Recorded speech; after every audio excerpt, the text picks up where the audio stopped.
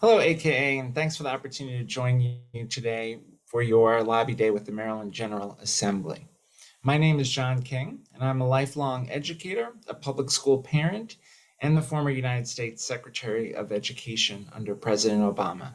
And in the spirit of the AKA mission, I've committed my life, as all of you have, to service to all mankind.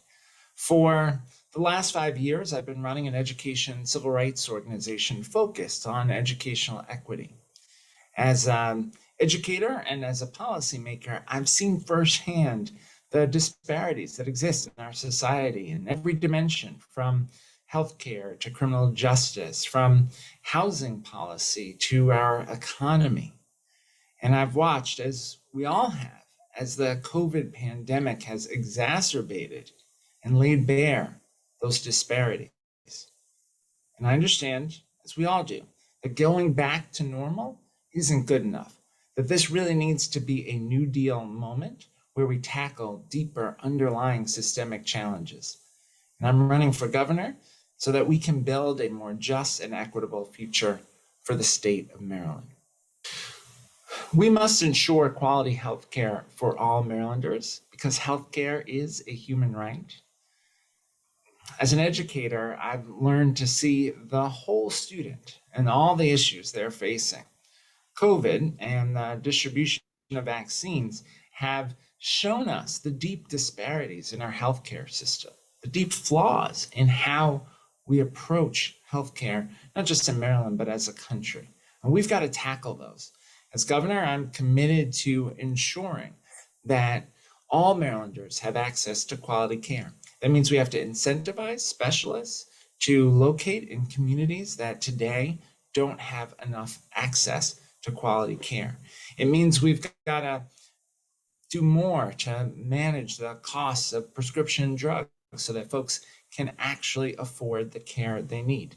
It means that we need to do more to address the stark, disturbing racial disparities in maternal health that we face as a state. We have to invest in services like doulas, which we know will help to improve maternal health outcomes, particularly for women of color. In the richest state, in the richest country that has ever existed on the face of the earth, it is unfathomable that we would have such stark wealth disparities in the state. There's work that we must do to ensure that prosperity is broadly shared. That starts with education. We've got to make sure that all of our kids have a world-class education. We need to make sure that our K-12 system is as strong as possible. We need to implement the blueprint for Maryland's future that the General Assembly passed last session in a way that builds in the input of parents and educators every step of the way. We need to make sure that we raise teacher pay, that we invest in making our schools that have large numbers of students in poverty community schools with wraparound services. We need to make sure we have the diverse pipeline of quality teachers we need. We also have to invest in public higher education in the state, particularly our historically Black colleges and universities that have been engines of opportunity for generations. We also need to make sure that we're growing our economy in the state, that we're leveraging our assets like Johns Hopkins and the University of Maryland system, NIH and FDA, that we're helping small business owners start and grow their businesses. I want to create a state bank that will make it easier for small business owners to access capital. We need to reform our procurement processes as a state so that businesses owned by women and people of color have real access to state contracts. I know firsthand the power of second chances. Both of my parents passed away when I was a kid. My mom when I was 8 and my dad when I was 12. In the period when it was just my dad and me, my dad was struggling with Alzheimer's. I didn't know what he'd be like from one night to the next. Home was scary and unstable. And by the time I got to high school after my dad passed, I was really struggling. I moved around different family members, different schools, and I got in a lot of trouble. I actually got kicked out of high school. The first United States Secretary of Education been kicked out of high school. But I was very lucky that there were teachers and a school counselor who were willing to give me a second chance, who were willing to see me as more than the sum of my mistakes. And because of their investment in me, I had the opportunity to become a teacher and principal and go on to serve in President Obama's cabinet. What that shows is the importance of second chances and investing in our young people. We need to dismantle the school to prison pipeline.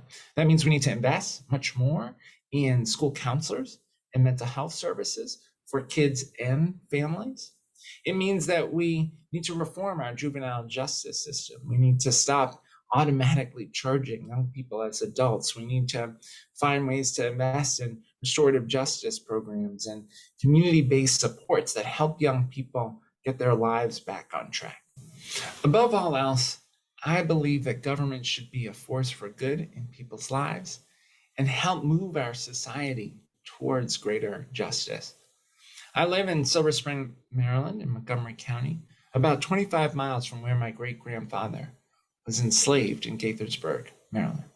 The property where my great-grandfather was enslaved is actually still owned by direct line descendants of the family that enslaved my family. And over the last couple of years, I've had the opportunity to get to know them and to visit the property. They've maintained it just as it was in the 1860s, same main house that was built in the 1700s, and the cabin that my great-grandfather and his family lived in as enslaved people still standing on the property. And I've been able to stand inside of that cabin with my wife and my daughters who are 15 and 18. And when we're standing inside of that cabin, I of course contemplate the horrible intimacy and cruelty of the institution of slavery. That cabin's not 30 yards from the main house. These were two families living in the same space, one owning the other. So many of our challenges today are tied to that history of slavery, of segregation, of redlining.